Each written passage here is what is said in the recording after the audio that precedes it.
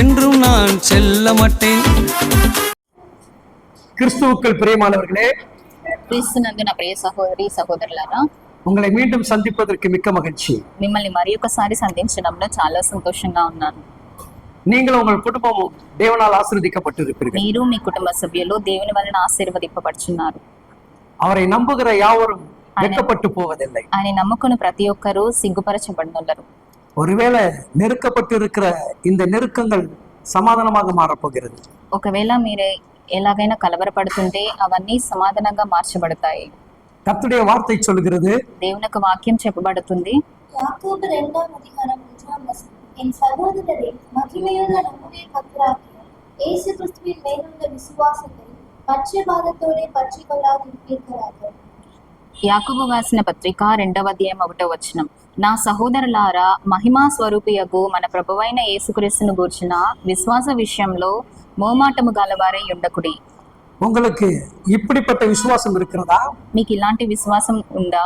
இல்ல ஆபிரகாமை போல விசுவாசிக்கிறீங்களா? లేదా అబ్రహాము వలె విశ్వాసింపబడుతున్నారా? இல்ல మార్తాల్ మరియాளை போல விசுவாசிக்கிறீங்களா? లేదా మార్తా మరియా వాళ్ళకున్న విశ్వాసం మీలో ఉందా? அப்படிப்பட்ட விசுவாசம் உள்ளவர்கள் అలాంటి విశ్వాసము గలవారైతే எதையாலும் சாதிக்க முடியும். ఎటువంటిదైనా మనం సాధించగలుగుతాం. விசுவாசம் என்பது மிகப்பெரிய கேடகம்.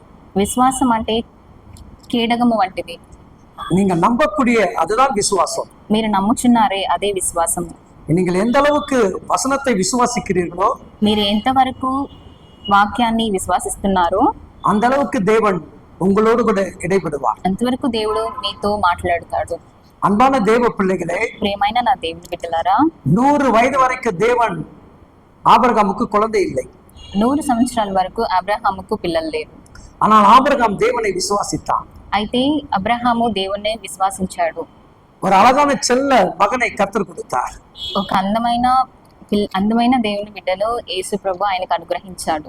அதுபோல நீங்கள் விசுவாசிக்கும் போது, అటువలనే మీరు విశ్వాసించబడినట్లయితే உங்க வாழ்க்கை மிகப்பெரிய அற்புதம் நிறைந்த வாழ்க்கையாக மாறும். మీ యొక్క జీవితం అద్భుతకరంగా ఉండబడుతుంది.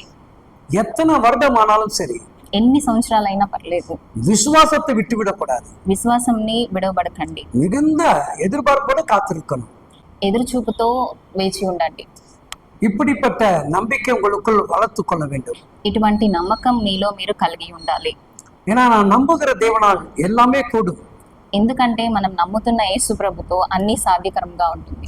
மரித்தவரை உயிரோடு எழுப்பினவர், మరణించిన వాళ్ళని జీవముతో లేపే దేవుడు, நம்முடைய பாவ வாழ்க்கையை மாற்றி கொடுத்தவர், మన పాప జీవితంలో నుండి వెలుపలికి తీసుకొచ్చే దేవుడు, நம்மை பரிசுத்தமாக்கினவர், మనల్ని పరిశుద్ధపరిచే దేవుడు.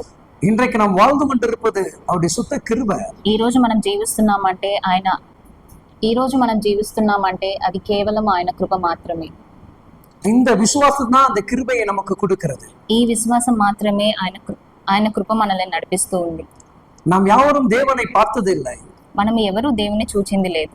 நான் தேவனுடைய வார்த்தைகளை நம்ம விசுவாசிக்கிறோம். కానీ ఆయన మాటలను మాత్రమే మనము విశ్వసిస్తున్నాము. அந்த వార్த்தை தான் இப்பொழுது அற்புதமாக மாறப்போகிறது. ఆ మాటలు మాత్రమే మనల్ని అద్భుతంలోకి తీసుకొని వెళ్తుంది.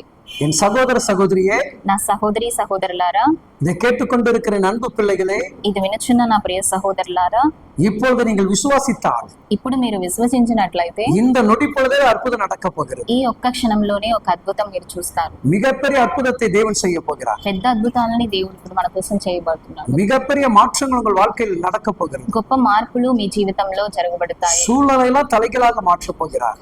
మీ పరిస్థితులన్నీ ఇప్పుడు మారబడతాయి. நீங்கள் நம்புகிற தேவனால் இது எல்லாமே சாத்தியம். మీరు నమ్ముచున్న దేవుని వలన అన్ని సాధ్యకరమైనవి.